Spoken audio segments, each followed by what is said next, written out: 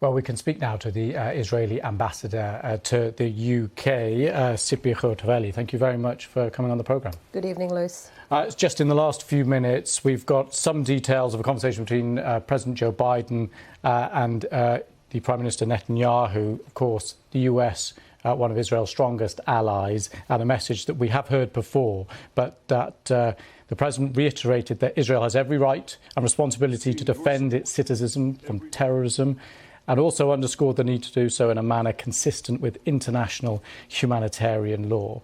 As the military operation now is clearly intensifying in phase 2, it's a real challenge to honour that second part of that sentence, isn't it? Not at all. Israel is obligated to the international law, and according to international law, when we're fighting terrorists, just like the Americans themselves when they were fighting ISIS in Mosul in Iraq, they know how it works. You need to minimize casualties by any means, and Israel is doing that by calling to evacuate. You just heard the IDF spokesperson calling to everyone to evacuate to the south area of Gaza. And the second thing is, and I think this is what people should get a little bit of the context, because we are 3 weeks into this war, and I think people forget how it started in October the 7th. Israel was peacefully living its life when this unprovoked attack and massacre happened in all our cities, villages and communities. 1,400 Israelis lost their life in the most brutal way can be imagined.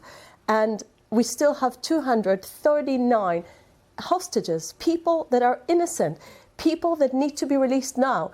And I don't see any international stress on it, and any pressure.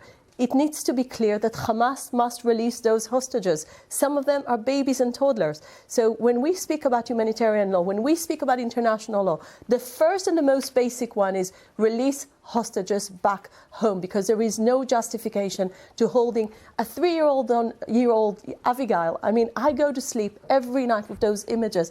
So this is a girl that her father was executed when he was holding her, trying to protect his daughter. And after he died, her mom was bleeding on the floor when the 2 children were staying in a cupboard. So those 2 children are now looking for their sister Abigail that is kept hostage in Gaza. We heard from the families of some of those hostages yesterday expressing real concern about the escalation of the military operation being undertaken right now by the IDF.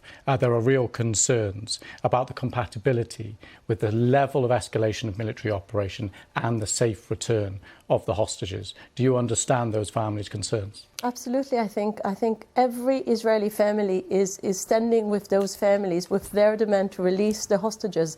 And I know the Prime Minister is committed to that. I know the Israeli government is committed to that. But we need to understand we're dealing with a terror organization. This is not a humanitarian organization. This is Hamas. This is the same Hamas that is using his own people as human shields. This is the same Hamas. By the way, I need to expose something I think many people maybe don't know. One of the things that Hamas did calculately on the first day, he was making sure that the Erez Cross, one of the basic areas that used to deliver goods to the Gaza Strip, will be totally destroyed in the first day of the operation. So any goods wouldn't be able to come across. Also, electricity will be shattered in Gaza. We're not getting goods across from Rafah, the Rafah crossing now. The aid agency after aid agency are calling for Israel to get more aid. It is sitting in trucks there, ready to go in. What I'm trying to say here is that Hamas calculatedly was trying to create humanitarian crisis in Gaza because it was serving its own propaganda against Israel. This psychological terror, this is what we're going through. The hostages are part of it, and the fact they're abusing their own citizens in Gaza, this is part of this psychological warfare, and this is why we need to understand. Hamas is using Western media, including BBC, including CNN, in order to show all those images that they're throwing numbers, have nothing behind.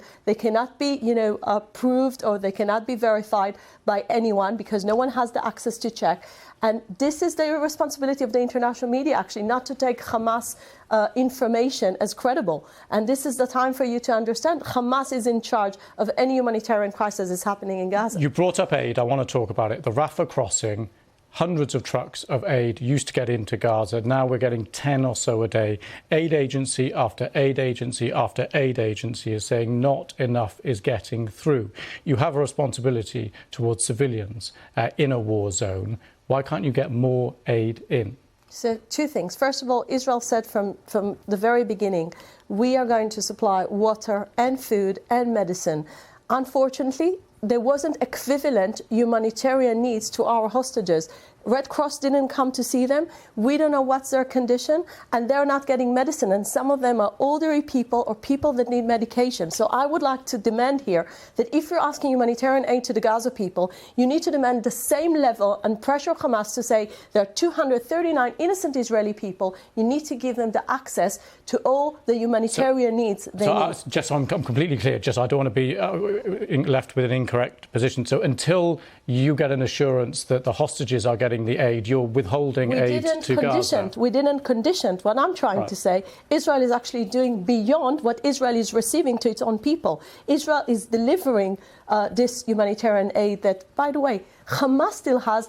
It's only 10 trucks. It's only 10 trucks a day. The need is significantly more than that, according to aid agency after aid agency after aid agency. So, as I said, think about the fact that Hamas, with all his military machine, hiding underneath Shifa Hospital, building his headquarters in the Shifa Hospital, using the electricity of poor people need, medical supply, and they're using it to make sure their terror machine will keep on working. Because as we speak, over 6,000 rockets being fired on Israeli cities and people being hurt. And what I'm trying to say, Hamas has enough of aid and supplies and fuel to get his military machine to work, but he's not thinking about the population. So Hamas has responsibility as well. You cannot just ask Israel to do that and to feed the enemy while Hamas couldn't care less about his own people. You mentioned hospitals there. Just on a point of information and clarification, what we're trying to establish is Al-Quds is a hospital. There were claims that it received an evacuation order, and clearly evacuating a hospital with ill patients, as the World Health Organization have pointed out, can't be done without endangering the lives of those patients.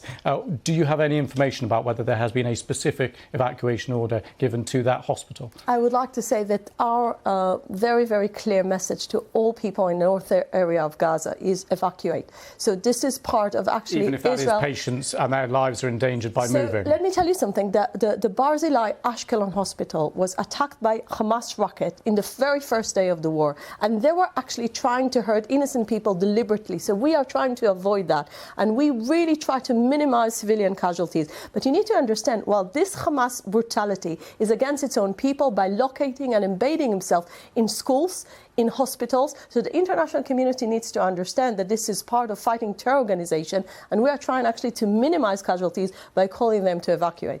Evacuate to the south. The south is also being bombed. So actually I checked that with our IDF spokesperson, and I can say clearly, the northern area is at the moment the main area of the war. We're not targeting civilians in the south. The only thing has been targeted in the south is military targets. So it's very clear that Israel is not targeting civilians. Israel is just targeting the military machine of Hamas. And I'm going back again. Why are we doing all this? Why are we doing all this? Think about it. 6th of October, everyone were peace and quiet in Israel. It's not like the Israeli government woke up one morning and decided to attack people in Gaza. The reason we did that is because our people, our children, our women were not safe. They were raped and slaughtered by Hamas terrorists walking and crossing the border. After all those years that Israel made sure that this will be a peaceful border, we tried to do our best to make sure people can work in Israel. But they paid back with terrorism. This is why we need to protect our borders. The international support that you received from your allies after October the 7th was clear, unequivocal support. Is there a worry in the Israeli government that the more civilians that will die inevitably in this kind of warfare? We've had military analysts on, completely independent, just on a matter of strategy and this kind of warfare. A lot of civilians can be killed in this kind of operation. Are you worried that your international allies, who have been steadfast in their support for your right to take action, will lose some of that support as the civilians' casualty numbers increase?